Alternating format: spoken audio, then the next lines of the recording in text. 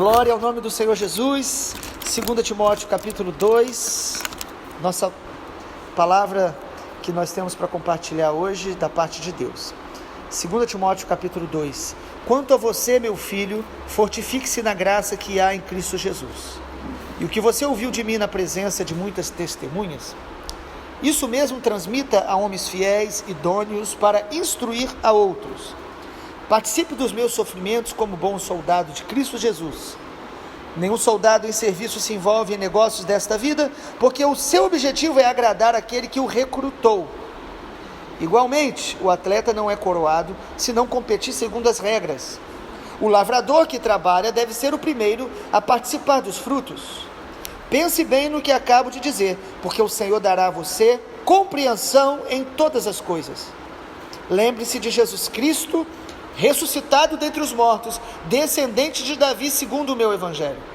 É por ele que estou sofrendo até algemas, como malfeitor, mas a palavra de Deus não está algemada. Por essa razão, tudo suporto por causa dos eleitos, para que também eles obtenham a salvação que está em Cristo Jesus com glória eterna. Fiel é esta palavra. Se já morremos com ele, também viveremos com ele. Se perseveramos, também com ele reinaremos. Se o negamos, ele por sua vez nos negará. Se somos infiéis, ele permanece fiel, pois de maneira nenhuma pode negar a si mesmo. Relembre a todos essas coisas, dando testemunho solene diante de Deus, para que evitem brigas a respeito de palavras, pois isso não serve para nada, a não ser para prejudicar os ouvintes. Procure apresentar-se a Deus aprovado, como obreiro que não tem de que se envergonhar, que maneje bem a palavra da verdade. Evite igualmente os falatórios inúteis e profanos, pois os que se entregam a isso avançarão cada vez mais na impiedade. Além disso, a linguagem deles corrói como câncer, e entre eles estão Himeneu e Fileto, que se desviaram da verdade, dizendo que a ressurreição já aconteceu, e estão pervertendo alguns em sua fé.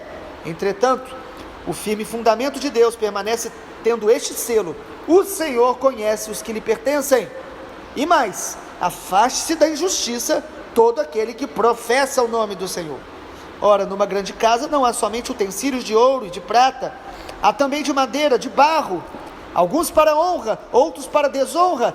Assim, pois, se alguém se purificar destes erros, será utensílio para honra, santificado e útil ao seu Senhor, estando preparado para toda boa obra. Fuja das paixões da mocidade, siga a justiça, a fé, o amor e a paz, com os que de coração puro invocam o Senhor. Evite discussões insensatas e absurdas, pois você sabe que elas só provocam brigas. O servo do Senhor não deve andar metido em brigas, mas deve ser brando para com todos, apto para ensinar, paciente, disciplinando com mansidão os que se opõem a ele, na expectativa de que Deus lhes conceda não só o arrependimento para conhecerem a verdade, mas também o retorno à sensatez, a fim de que se livrem dos laços do diabo, que os prendeu para fazerem o que ele quer.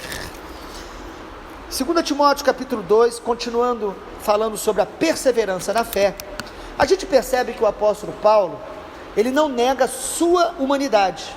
Você vai perceber nos escritos dele, que o Espírito Santo deu a ele, que ele fala das suas dificuldades, das suas fraquezas, dos seus momentos onde ele precisava lutar contra sentimentos e pensamentos que tentavam de alguma forma enfraquecê-lo. E ele também não nega a humanidade do jovem pastor Timóteo. Ele poderia dizer: Timóteo, você é um homem de Deus e nada de ruim vai acontecer com você. Não, pelo contrário. O apóstolo Paulo, usado pelo Espírito Santo, escreve uma carta ao pastor Timóteo, mostrando para ele que algumas áreas da vida dele precisavam ser vigiadas, precisavam de cuidado, precisavam de despertamento, precisavam de constantes ajustes e correções para que ele pudesse se manter na presença de Deus e no propósito, no ministério que Deus tinha dado a ele. Às vezes a gente é muito inocente ou talvez imprudente. A gente acha que por a gente conhecer o Senhor, ter um ministério, ou já conhecer a palavra, nada vai nos acontecer. Nós não precisamos de ser corrigidos, despertados e aconselhados. Então Paulo escreve a carta a esse jovem pastor. Como falamos ontem, Paulo estava preso, e no capítulo 12 ele continua trazendo conselhos para que Timóteo continuasse perseverante na fé. Esse é o nosso chamado, amado, perseverar até o fim, conhecendo a Deus, crescendo em Deus, sendo santificado, corrigidos por Deus, despertados por Deus. E eu quero destacar mais alguns conselhos para que a gente mantenha a perseverança. Em primeiro lugar, aqui no capítulo 2, para a gente manter a perseverança, nós precisamos nos fortificar constantemente na graça de Deus. Olha o versículo 1, quando Paulo diz: quanto a você, meu filho, fortifique-se na graça que há em Cristo Jesus. Os irmãos lembram que lá em Coríntios, Paulo escreve que ele teve um espinho na carne, uma fraqueza, uma dificuldade, que a Bíblia não explica, mas que trazia sofrimento para ele e tinha sido posto pelo próprio Senhor, para trazer mais humildade ao coração de Paulo. E lá ele disse que ele pediu 3 vezes para o Senhor tirar o espinho, e Deus falou que não tiraria, mas Deus falou para ele: a minha graça te basta. Aqui Paulo está falando para Timóteo: Timóteo, você precisa continuar perseverando na fé, e para isso, se fortifique na graça de Deus. Ou seja, aquela área que você tem uma fraqueza, clame pela graça de Deus, busque a graça de Deus, porque Deus sempre dará graça suficiente para as batalhas que nós passaremos na nossa vida. Deus sempre dará graça suficiente para que a gente não se entregue àquelas áreas de fraqueza da nossa vida. Então as nossas fraquezas não são desculpas para pecarmos, para permanecermos desanimados. Paulo diz: fortifique-se na graça de Deus. Em segundo lugar, para que a gente possa manter uma vida perseverante, há um segredo muito importante aqui, que também está aí no versículo 2. Paulo diz: o que você ouviu de mim, na presença de muitas testemunhas, transmita a homens fiéis e idôneos para instruir a outros. Paulo está aqui falando sobre discipulado. Ele está dizendo: você quer permanecer firme na presença de Deus? O que você recebe de Deus, passe para outras pessoas, compartilhe a sua fé com outras pessoas, que elas também compartilhem com outros. Paulo está falando sobre essa cadeia de relacionamento que nós temos. Você e eu devemos discipular pessoas que possam discipular outros. Isso é igreja. Por isso a Bíblia é tão clara quando Jesus ele edifica a igreja. Quem é filho de Deus e nasce de novo vai viver de maneira congregacional, onde nós prestamos contas da nossa vida a alguém e outros vão prestar a nós num relacionamento de discipulado, de compartilhar da fé. Paulo diz: compartilhe a sua fé com homens idôneos e que eles compartilhem com outros. Sabe, amado, um segredo para se manter firme na fé? Fale de Jesus para outras pessoas, todos os dias.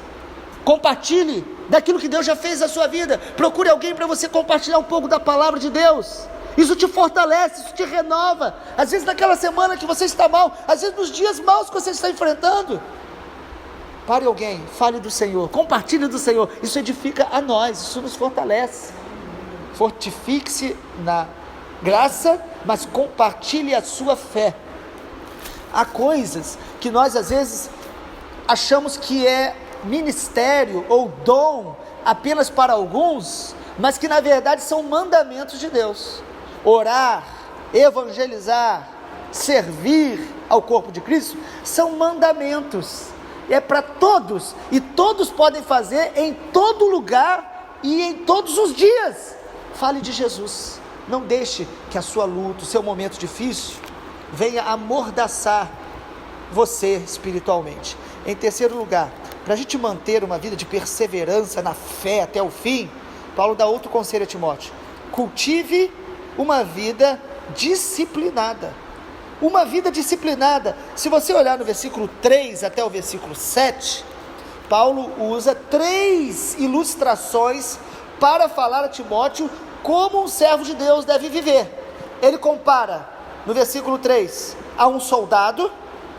Logo após, no versículo 5, ele compara a um atleta, e no versículo 6, a um lavrador. 3 ilustrações para mostrar que a vida cristã, gente, ela não é feita de maneira aleatória, quando você quer, quando você está animado, não. É uma vida de disciplina, Como um soldado, ele sabe que ele está numa guerra, ele sabe que ele precisa prestar contas ao seu Senhor, como bom soldado de Cristo. Ele sabe que terá sofrimentos. No versículo 3, participa dos meus sofrimentos. Paulo estava sofrendo. E ele diz no versículo 4, nenhum soldado se envolve em negócios desta vida, porque o objetivo dele é agradar aquele que o recrutou. Tem uma mentalidade militar, no sentido de servir a Deus de maneira disciplinada, sem se distrair com muitas coisas, sabendo que você tem um foco que é agradar a Deus, e que você tem inimigos. Tenha a disciplina de um atleta. A gente gosta muito de ver os atletas de ponta, como que o homem consegue se superar e alcançar tantos índices, às vezes que ninguém imaginava, mas há um treino por trás daquilo, há uma vida disciplinada.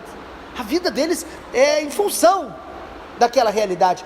Jesus nos chama para essa mesma coisa, para essa mesma realidade espiritual, de estarmos nos preparando todos os dias como um atleta que se disciplina, que disciplina o seu tempo, que disciplina muitas vezes a alimentação, as suas conversas, para que a gente possa frutificar para o Senhor e estar preparado para toda boa obra. Ou seja, se Deus quiser te usar ou me usar em qualquer momento, ou nos enviar para qualquer lugar, estarmos preparados para fazer a vontade de Deus. E o lavrador? Alguém que tem a disciplina de plantar, de regar, de esperar. Amado, vida cristã, ela é feita por amor a Deus, mas o amor a Deus não exclui uma disciplina. Hoje, nós vivemos um tempo onde a pessoa, quando faz uma disciplina para buscar a Deus, alguns a chamam de religiosa. Nós precisamos ter disciplina sim, tempo de oração com Deus, tempo de leitura da palavra, como um bom soldado, como um bom atleta. Em quarto lugar, para a gente manter uma vida de perseverança, há um outro conselho de Paulo, capítulo 2, versículo 8, ele diz, lembre-se de Jesus, ressuscitado entre os mortos.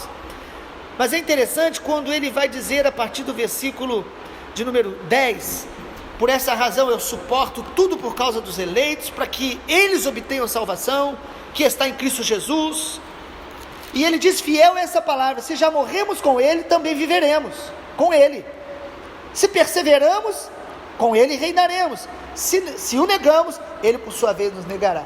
E eu percebo que Paulo aqui, quarto conselho que ele está dando a Timóteo, é para você manter a sua vida de perseverança, creia nas recompensas de Deus. Creia que há recompensa para a obediência, que há recompensa para a evangelização. Paulo diz, eu estou sofrendo algemas como malfeitor, não é porque eu gosto de passar por isso.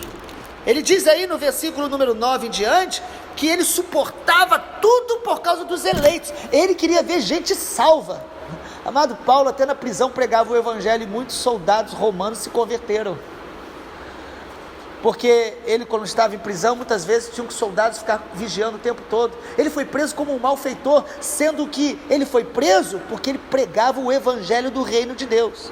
Temos que tomar muito cuidado de comparar presidiários que não tem nada a ver com Jesus com o evangelho.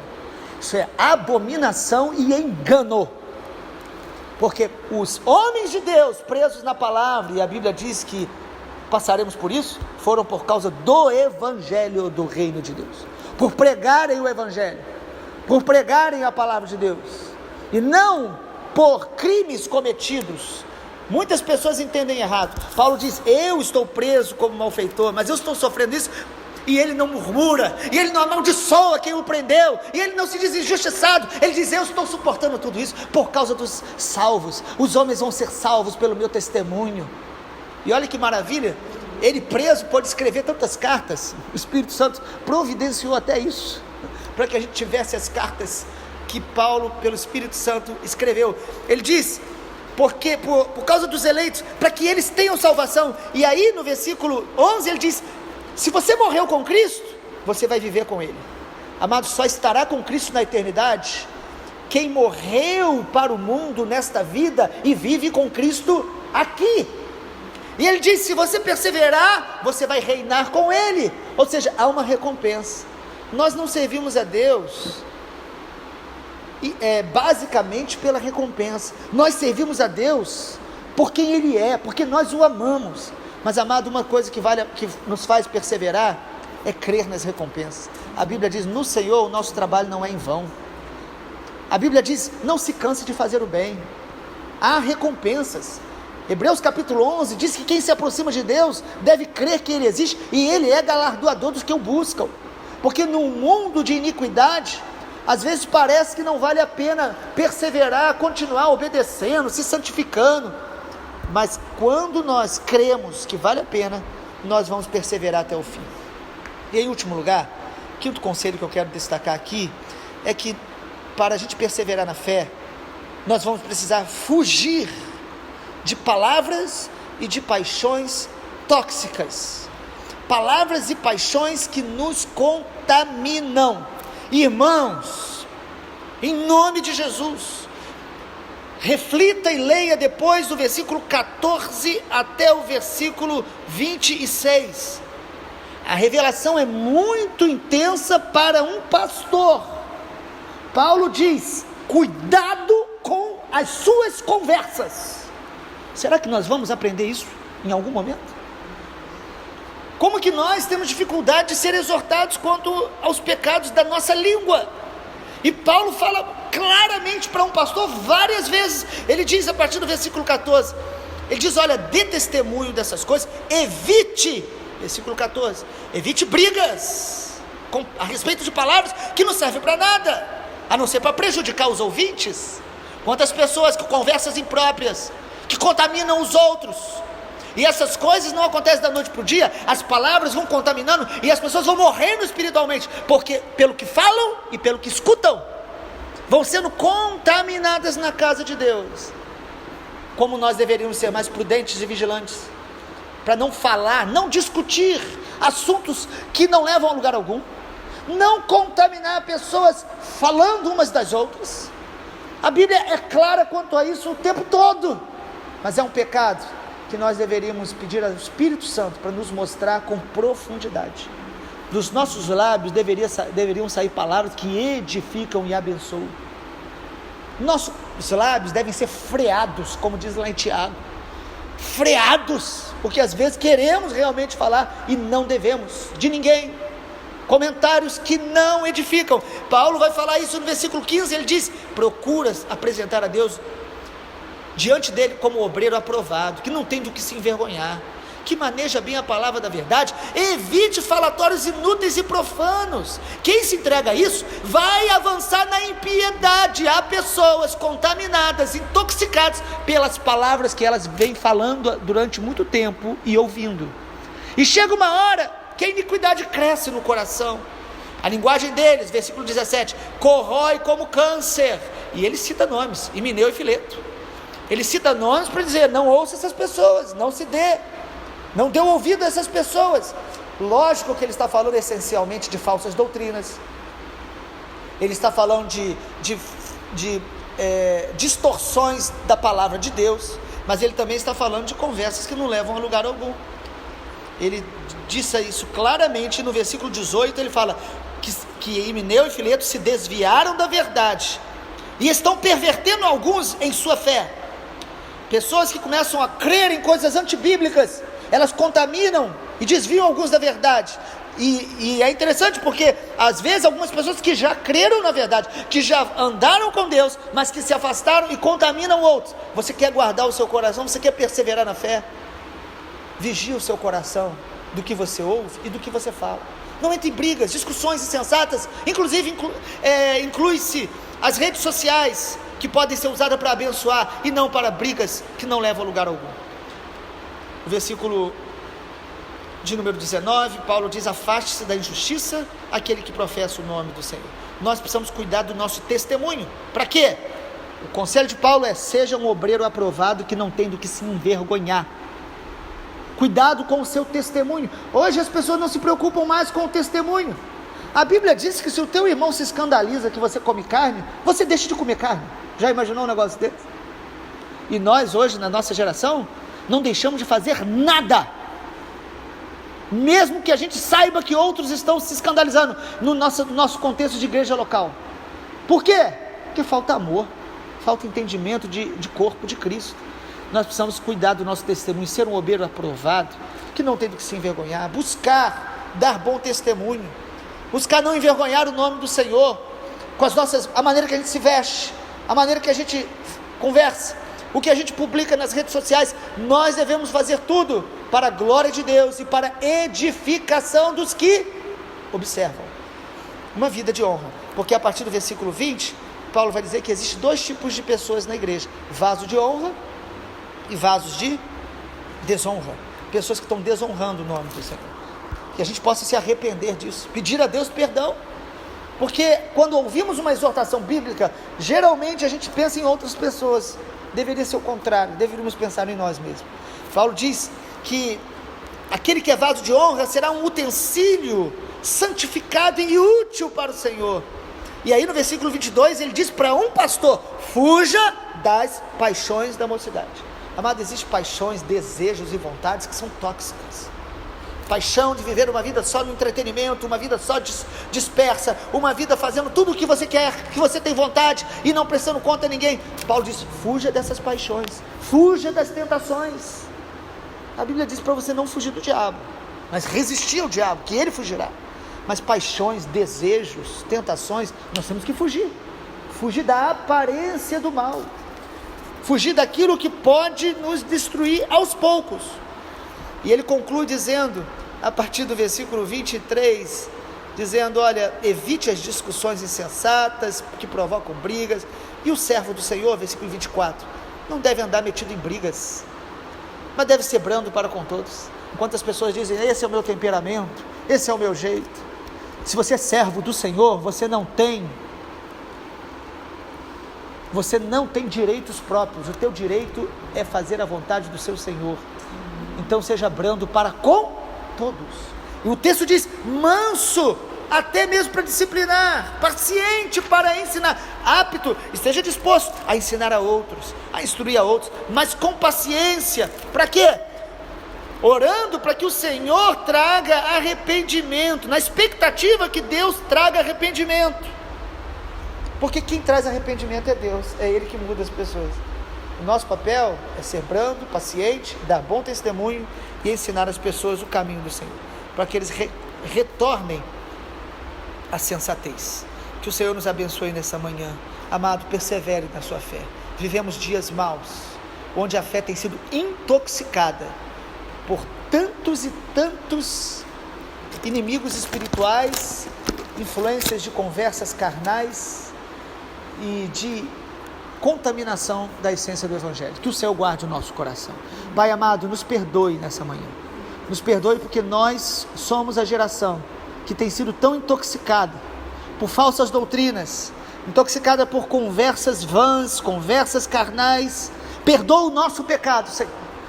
Quando Isaías viu o Senhor mostrou a ele o pecado dele, e ele clamou: ai de mim, porque sou homem de lábios impuros e habito no meio de um povo de impuros lábios. Eu te peço nessa manhã, Pai, perdoa os nossos pecados com os nossos lábios, nos torna homens e mulheres que são prontos para ouvir, tardios para falar, tardios em se irar, e que nós possamos sobretudo ter o temor do Senhor, para perseverar até o fim, na fé, e sendo testemunha de Jesus em nossa geração, em nome de Jesus, amém.